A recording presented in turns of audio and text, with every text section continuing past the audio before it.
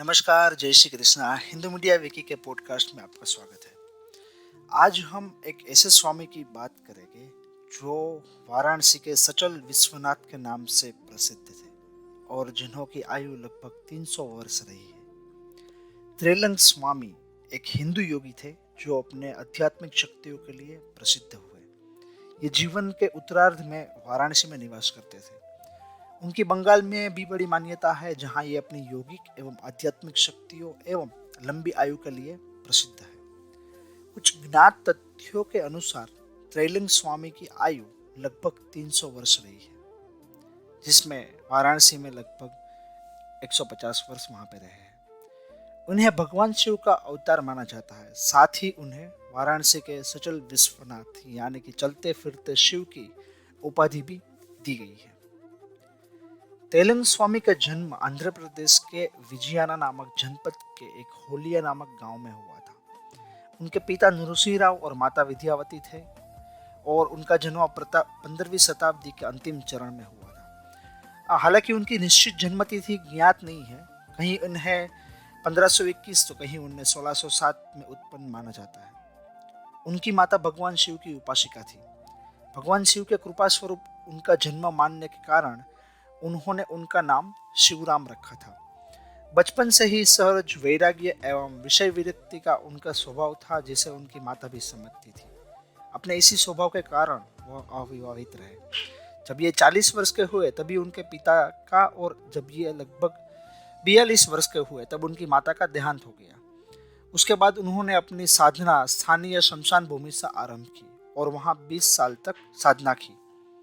फिर उन्हें संयोगवश ही पंजाब से आए स्वामी भागीरथानंद स्वामी से भेंट हुई और उनके साथ उन्होंने सदा के लिए होलिया गांव का परित्याग कर दिया। उनके प्रदेश का पर्यटन करते हुए ये दोनों प्रसिद्ध पुरुष पुष्कर तीर्थ पहुंचे। वही लगभग 78 वर्ष की अवस्था में शिवराम ने भागीरथ स्वामी से संन्यास की दीक्षा ली। उनका नया नामकरण हुआ गणपति सरस्वती। दीक्षा ग्रहण करने के बाद ये गंभीर साधना में निमग्न हो गए। भगीरथी स्वामी का पुष्कर तीर्थ में ही देहांत हो गया। इस पवित्र क्षेत्र में लगभग 10 वर्ष तक कठोर साधना करने के बाद ये भारत के प्रसिद्ध तीर्थों की परिक्रमा के लिए निकले। तब उनकी आयु लगभग 88 साल की हो चुकी थी। इस उम्र में भी उनका शरीर पूरी तरह सुगठित था और बुढ़ापा का कोई चिन्ह नहीं था। इसके बाद नेपाल, तिब्बत, गंगोत्री, यमुनोत्री, मानसरोवर आदि क्षेत्र में कठोर साधना करते रहे। उन्होंने अनेक सिद्धियां प्राप्त की। फिर नर्मदा घाटी, प्रयागराज आदि अनेक तीर्थ स्थान में निवास एवं साधना करते हुए अंततः ये काशी पहुंचे। आंध्र प्रदेश के त्रैलंग क्षेत्र से आने के कारण काशी के लोग उन्हें त्रैलंग या त्रैलंग स्वामी से पुकारने लगे। इस प्रकार उनका नाम त्रैलंग स्वामी प्रसिद्ध हो गया। वहां ये लगभग 150 वर्ष रहे। वाराणसी में त्रैलंग स्वामी के दर्शन के लिए स्वयं रामकृष्ण परमहंस भी कई बार गए थे। स्वामी जी उन दिनों मणिकर्णिका घाट पर मौन व्रत धारण करके रहते थे। जब पहली बार परमहंस जी मिलने गए तभी स्वामी जी ने अपनी सूंघने की डिब्बी श्री परमहंस के आगे रखी और उनका स्वागत किया था। परमहंस जी के स्वामी जी के शरीर के सभी लक्षणों को बारीकर से देखकर लौटते समय अपने अनुयायी हृदय से कहा था, इनमें यथार्थ परमहंस के सभी लक्षण दिखाई देते हैं। ये साक्षात विश्वेश्वर है। त्रैलंग स्वामी लाहड़ी महाशय के परम मित्र थे। इनके संबंध में कहा जाता है कि वो 300 वर्ष से भी अधिक आयु तक जीवित रहे। उनका वजन शायद 150 किलो था। दोनों योगी प्रायः एक साथ ध्यान में बैठा करते थे। त्रैलंग स्वामी के चमत्कारों के संबंध में अनेक बातें कही जाती है। अनेक बार घातक विष का पान करने के बाद भी वो जीवित रहे हैं। अनेक लोग उन्हें गंगा के जल में उतरते देखा था। कई दिन तक वो गंगा के जल के ऊपर बैठे रहते थे अथवा लंबे समय तक जल के नीचे छिपे रहते थे। वो गर्मी के दिने भी मध्याह्न समय मणिकर्णिका घाट के धूप में गर्म शिलाओं पर निश्चल बैठे रहते थे। इन चमत्कार के द्वारा यह सिद्ध करना चाहते थे कि मनुष्य ईश्वर चैतन्य के द्वारा ही जीवित रहता है। मृत्यु उनका स्पर्श नहीं कर सकती थी। आध्यात्मिक क्षेत्र में तो त्रैलंग स्वामी तीव्र गति वाले थे ही। उनका शरीर भी बहुत विशाल था, किंतु वे भोजन यदा कदा ही करते थे।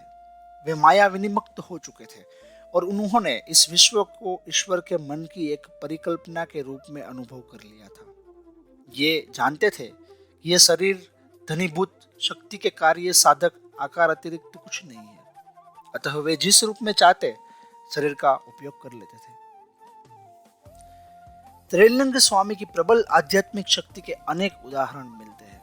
जैसे कि एक बार परमहंस योगानंद के मामा ने उन्हें बनारस घाट पर भक्तों की भीड़ के बीच बैठे देखा था। वे किसी प्रकार मार्ग बनाकर स्वामी जी के निकट पहुंच गए और भक्तिपूर्ण उनका चरण स्पर्श किया। यह जानकर महान आश्चर्य हुआ कि स्वामी जी का चरण स्पर्श करने मात्र से वे अत्यंत कष्टदायक जीर्ण रोग से मुक्ति पा गए। काशी में त्रैलंग स्वामी एक बार लाहिड़ी महाशय का सार्वजनिक अभिनंदन करना चाहते थे, जिसके लिए उन्होंने अपना बहुत लंबा चल रहा मौन तोड़ना पड़ा। जब त्रैलंग स्वामी के एक शिष्य ने कहा कि आप त्यागी सन्यासी हैं, अतः एक गृहस्थ के प्रति इतना आदर क्यों व्यक्त करना चाहते हैं? उत्तर रूप में त्रैलंग स्वामी ने कहा कि मेरे बच्चे लाहिड़ी महाशय जगत जननी के दिव्य बालक हैं। माँ उन्हें जहाँ रख देती है वहीं वह रहते हैं।